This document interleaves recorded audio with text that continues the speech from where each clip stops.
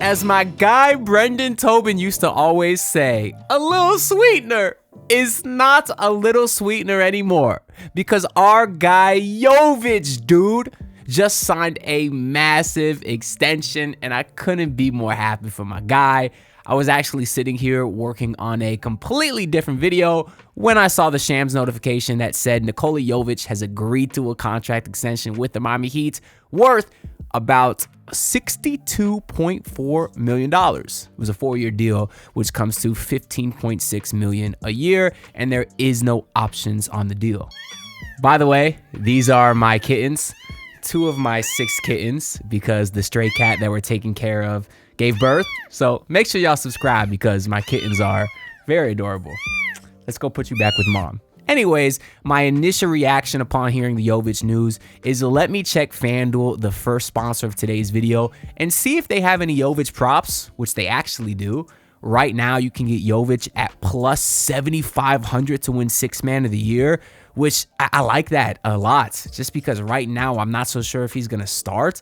And if he does come off the bench, he's a guy that's obviously incentivized to ball out now because he wants to prove that he's worth the contract extension. But also, I do think there will be ample opportunity for him, both as a ball handler and a big, because the Heat really don't have a lot of either. So I kind of do like that bet on FanDuel if y'all want to lock it in. But my real first reaction is that, of course, I'm very happy for Nikola Jovic. By all intents and purposes, he seems like just a lovely guy, an awesome person on and off the court, really seems to get along with everybody, and he's certainly someone that the coaching staff and front office has become pretty infatuated with, and he's very clearly a hard worker. You can tell that just by how much he's grown physically in his last 3 seasons. So very happy for him. Although my second reaction is, damn, that's kind of a lot of money. It does sound like a bit much, mostly because I was anticipating him getting somewhere around $12 million per year, somewhere in that range. At least that was kind of what I was hoping on sort of the high end there. But that's mostly based off what we've seen from him so far. And of course, his contract extension, which kicks in next season and runs for 4 years, is really going to be judged based off the potential of Nikola Jovic and, of course, how much he progresses as a player. I also realized that the salary cap is going to spike in a few seasons, as the mom of the kittens is sitting here watching me film. So say hi, Tatiana. What do you think of the Jovic extension? Oh, look, she wants to speak. No, she's biting the mic. Go ahead. Go take care of your kittens, girl. Anyways, the salary cap in the NBA is going to spike. So $15 million in a few years is not going to be the same value that it is right now. So I do have to take that into account. It's sort of in a different context. So the money isn't that bad, but in reality, it all comes down to how much you believe in Nikola Jovic. And I do. I am someone who does believe in him. We already talked about his physical build. If you just look at the amount of muscle that he's put on every single year since he came in as like a 19-year-old kid, I do think he's going to continue to grow physically. And he already looks like just a menacing beast, just, 6'10", 200 something pounds of muscle. Definitely a physical specimen right now. But also the way that he's played overseas in international ball has me really optimistic. He got hurt last year or the last time there was European competition. And I remember Spoelstra challenged him going into Eurobasket this year, which just ended last month. Spoelstra challenged him to not only be a piece on that team, but to be a legitimate impact player on that Serbia team, which of course has a lot of great guys on it, not to mention Nikola Jovic, best player in the world. And although Serbia did end up getting upset a little bit early in the tournament, I think by Turkey, they had a really nice run. And a lot of that was because of Nikola Jovic. We saw him do a lot of things out there. Obviously didn't have the ball in his hands a ton because he was playing with Jokic.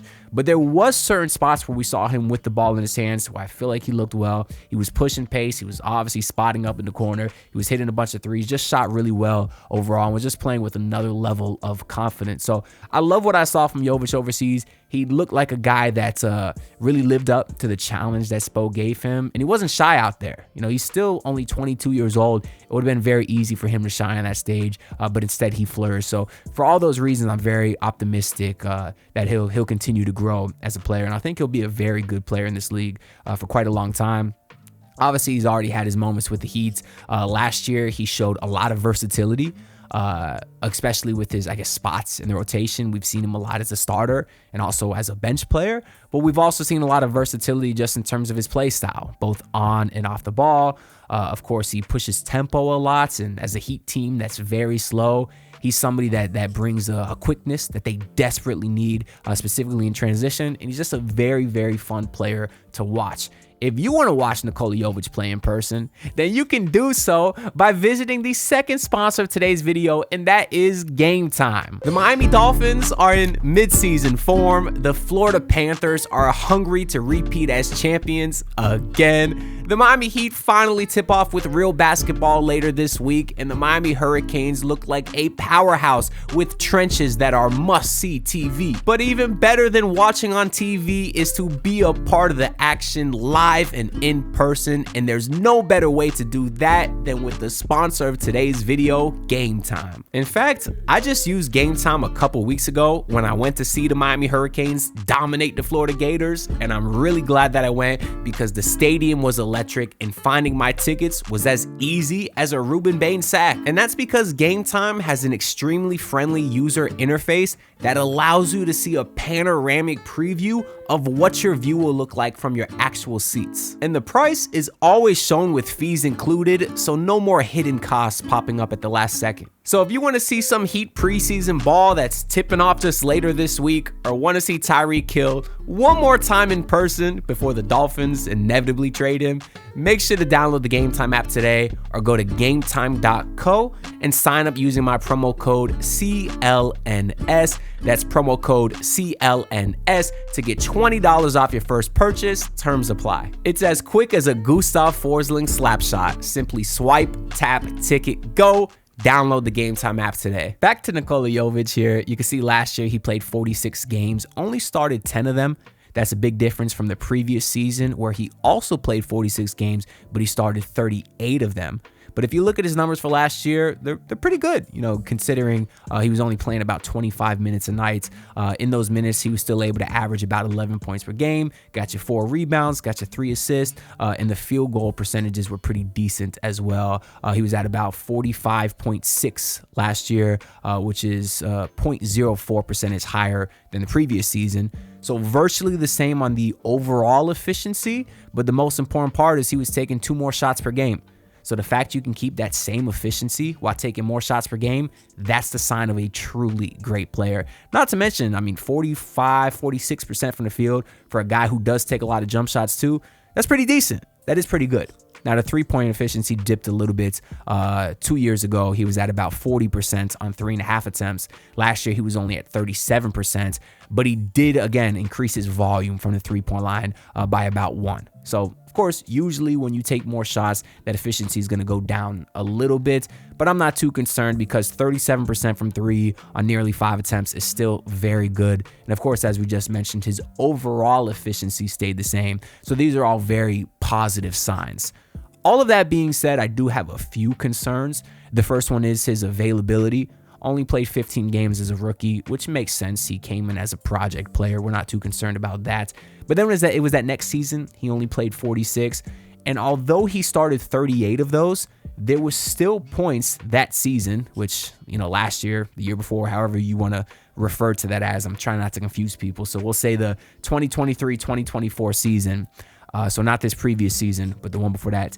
As much as he nearly started half the season, he was still getting games that year that he just didn't play, like DNP coach's decision, meaning Spoelstra didn't find a spot for him in the rotation. So it's not that far ago where he was a guy who wasn't getting rotation minutes. There's a lot of versatility there, but there's also a lot of inconsistencies. And that part did concern me, that you could have this guy who could start 38 games, be a starter one night, and then the next night just not play at all. We saw a lot of that with a lot of guys. It's not just Jovic. We saw it with a guy like Haywood Highsmith as well. But it just is a little concerning because there is not a large sample size. Because even if you want to just go to this previous season, again, he only played 46 games. 10 as a starter, 25 minutes a night. That's not a large sample size that is really proving that he deserves this $15 million a year contract. There's not a large sample size there. Of course, last year it was mostly injuries keeping him out. Had several small things, but we all remember the hand injury towards the end of the season that caused him to miss almost 30 games with that hand injury. So I'm not saying he's an injury-prone player by any means. I'm more so just saying that the sample size we have is not that large. Another concern I have with him really has nothing to do with him. It more so has to do with how Spoelstra is going to use him, because I think most people agree that Jovic is the best with the ball in his hands, and we'll definitely see that a little bit.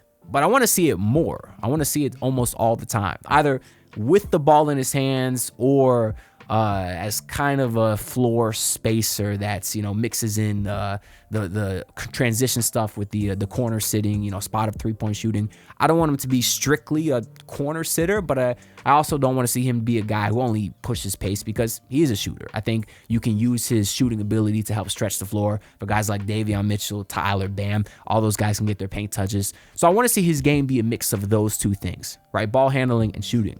What I don't want to see him is be a center, because he's not a center. He can't guard centers. He shouldn't be playing big, and he's not a particularly good rebounder, just under 4 rebounds per game last year. So he should not play center. Jovic has said that he's not a center. He said that he doesn't want to play center. That being said, Spo is still probably going to play him as center. He definitely was prior to the Precious Achiuwa signing, because the Heat literally had no backup centers. And I don't even think Achiuwa is really a backup center. He's more of a forward himself, but he's the best we got right now, right? So shout out to Precious Achiuwa. He's a fine rotation player. I just wish they would have got someone bigger. But anyways, they got Achiuwa now. That being said, it's probably not enough. Jovic probably will still get some center minutes, but as long as he can kind of run with his ball in his hands, even as a center, I'm okay with that. We'll see how those opportunities come once the season does get started. Another thing is, we don't really know yet if he's going to be a bench player, and that's kind of a ton of money, for a guy who is a bench guy, someone who can't start. It's not the worst contract. I guess the biggest impact, the highest value bench players right now are probably making around $15 million per year. But it's not tremendous value there. There's a lot of guys like Peyton Pritchard, who was, leading for Sixth Man of the Year. He's making like less than $10 million. So those are the good value contracts for $15 million.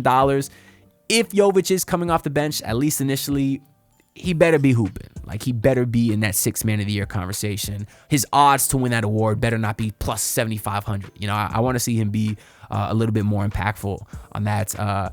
But yeah, of course, it depends on how much impact he ends up having to show if the contract is really worth it or not. Right now, I don't know if he's going to start. The Heat and Spoelstra, they clearly love him. I think if Khalil Ware didn't bounce back in the Summer League, he might have been in Spo's doghouse a little bit. Probably would have had him come off the bench. But Ware obviously did respond, finished the Summer League pretty strong. So I think Ware might start, although the Heat and Spo clearly love Nikola Jovic.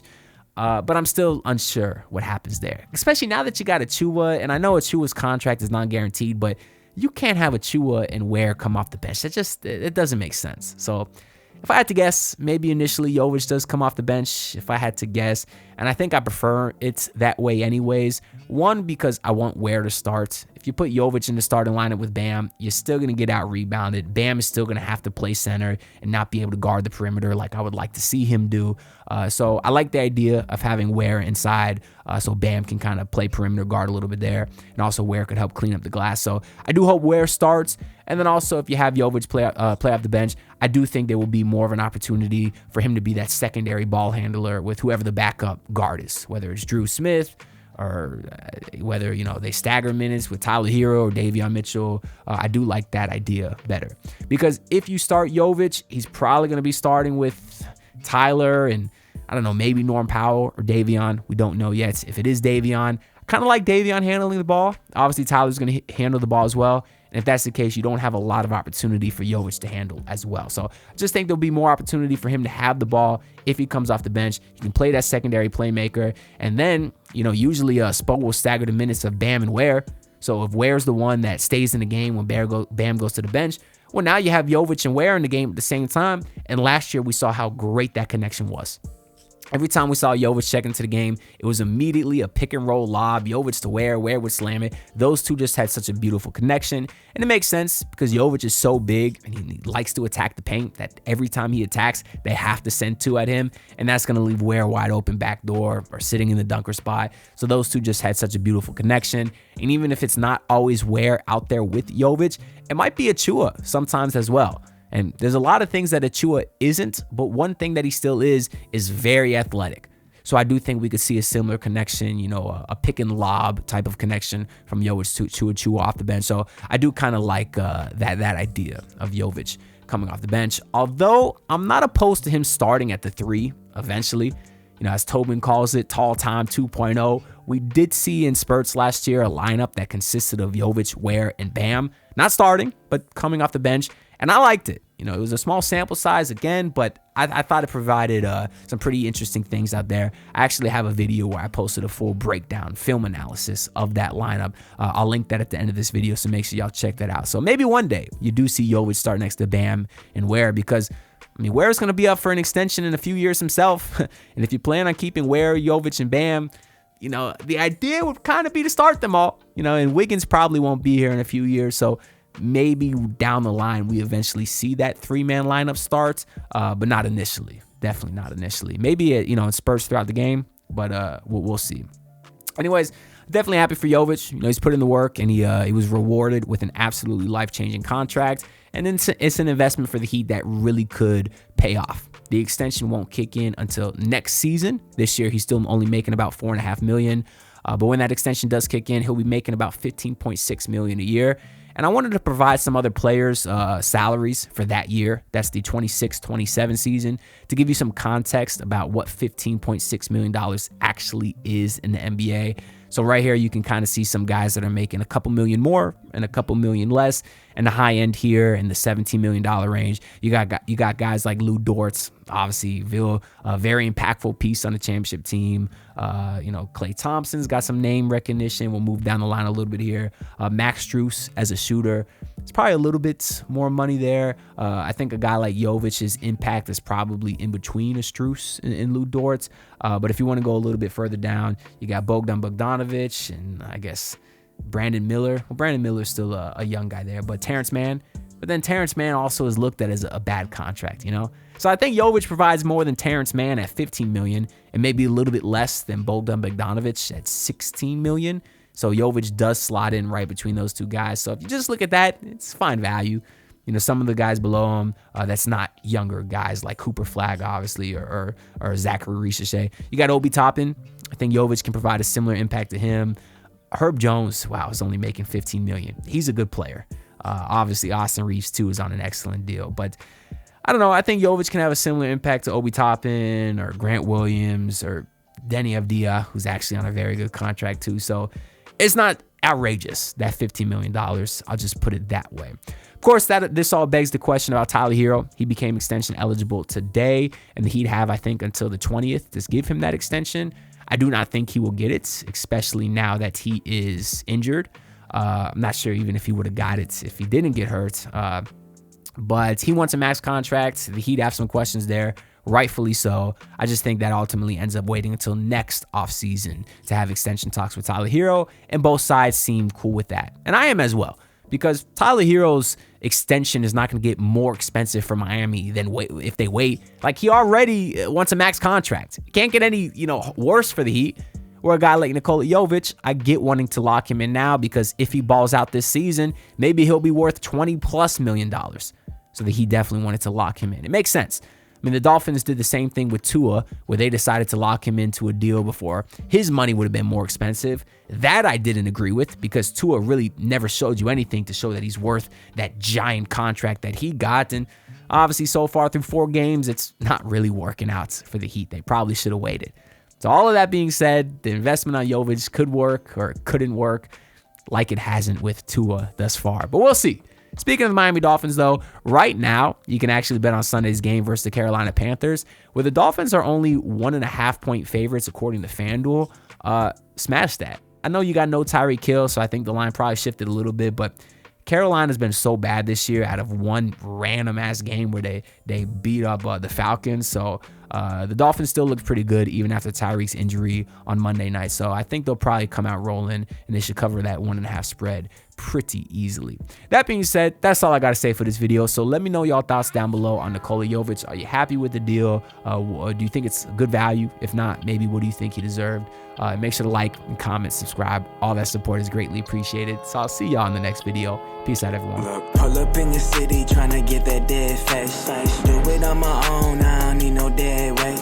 Had to kill him off, yeah, I need a head space. You know this homegrown bitch don't offend me.